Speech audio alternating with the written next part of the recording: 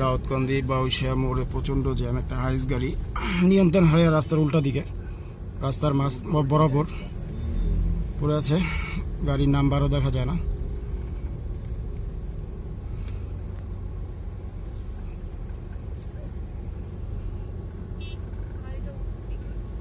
গাড়িটা আপনাদের দেখানোর জন্য আস্তে আস্তে কাছে যাচ্ছি।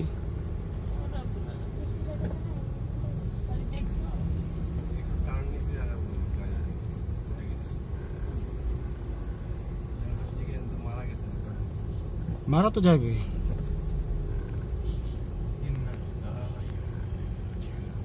এই যে গাড়িটা আপনাদের দেখাচ্ছি।